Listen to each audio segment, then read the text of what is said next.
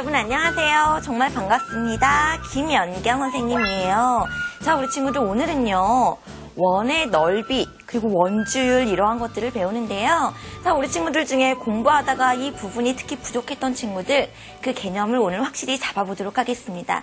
어렵지 않아요. 자, 그러면 오늘 공부할 내용부터 알아보도록 해야겠죠? 학습 내용 살펴보도록 할게요.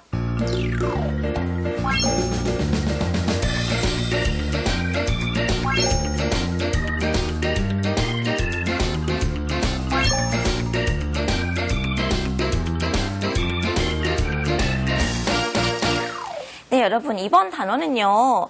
만약에 그 원리를 이해하지 못하고 공식을 암기하고 이런 식으로 하다 보면 끝없이 복잡한 단어이고요. 만약에 원리를 제대로 알고 그걸 바르게 이해하고 푸는 친구는 아주 쉽게 느끼는 단원이에요. 자, 그러므로 선생님이 개념을 설명해 줄 때 집중해서 잘 봐야 된다는 얘기예요.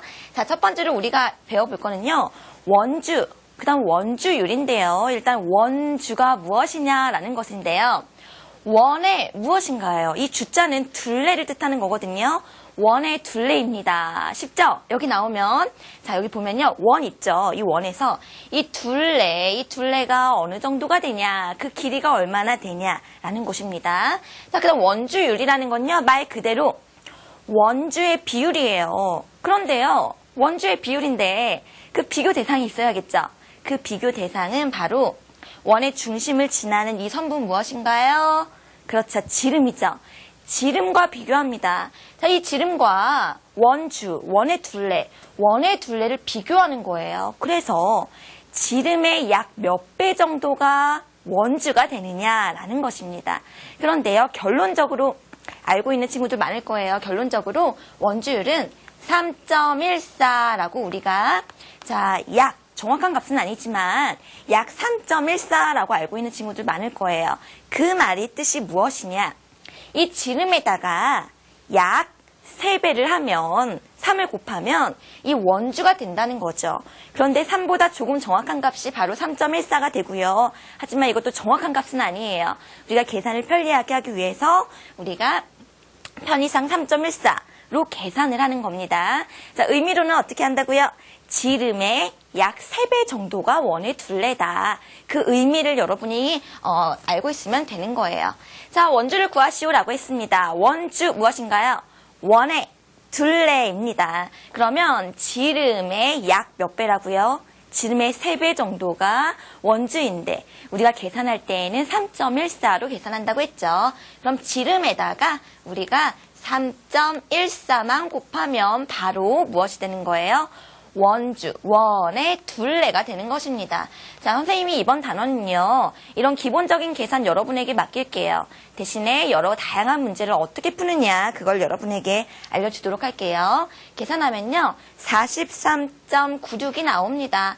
단위는 어떻게 될까요? 원의 둘레의 길이에요. 여기가 센티미터죠. 그러므로 여기도 똑같이 센티미터를 적어주시면 되는 거죠.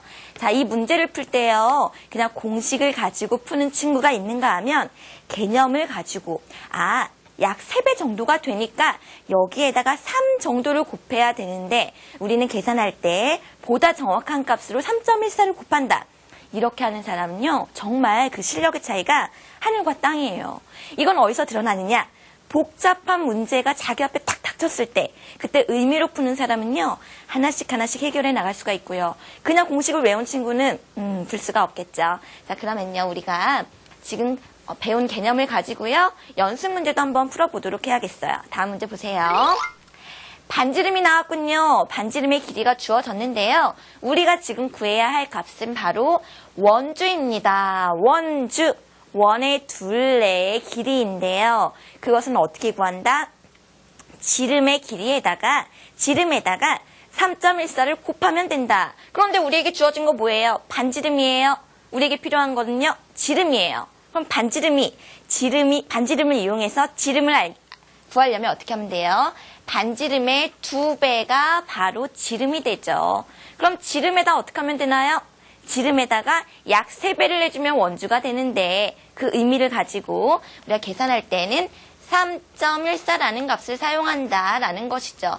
이 값도 사실 정확한 값은 아니에요. 하지만 우리가 편의상 셋째 자리에서 반올림해서요. 소수 셋째 자리에서 반올림해서 이렇게 3.14 이것으로 계산을 합니다.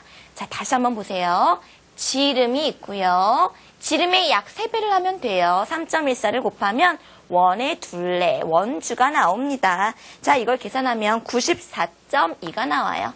94.2cm. 단위까지 꼭 쓰시고요. 이렇게 적으시면 정답이 됩니다. 자, 이렇게요. 지름을 알면 3.14를 곱해서 원주를 구할 수 있다라는 거를 알았는데요. 그걸 가지고 무수히 많은 응용 문제가 나올 수 있거든요. 그 다음 문제가 조금 재미있는 문제인데요. 같이 풀어보도록 하죠. 반원의 둘레를 구하시오라고 했어요. 자, 그런데요, 여러분, 여기서 여러분 기억하실 거. 반원의 둘레를 구하라는 건요. 이 둥근 부분만 구하라는 걸까요? 그 길이만? 아니죠. 여기 아래에 이렇게 선분으로 된 부분, 그 부분까지 여러분 더해줘야 돼요. 그런데 이 둥근 부분이요. 완벽한 원이 아니거든요. 이거 어떻게 구하면 될까요? 자, 여러분 잘 보세요. 이게 원이 되었다. 그러면 원주를 구할 수 있나요? 구할 수 있죠.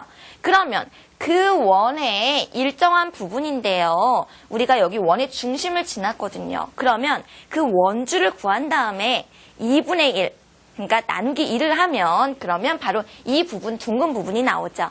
둥근 부분을 먼저 구하고요. 그 다음에 여기 선분 부분 어떻게 구해요? 여기가 8cm니까 여기도 8cm가 되겠죠. 그 부분을 더하면 된다. 이 생각을 가지고 이제 문제를 풀기 시작해야 돼요. 그냥 다짜고짜 문제를 풀지 말고요. 이걸 어떻게 풀까? 내가 뭐에다 뭘 더하면 되지? 그 생각을 가지고 문제를 풀어야 됩니다. 그러면 이 둥근 부분을 먼저 구하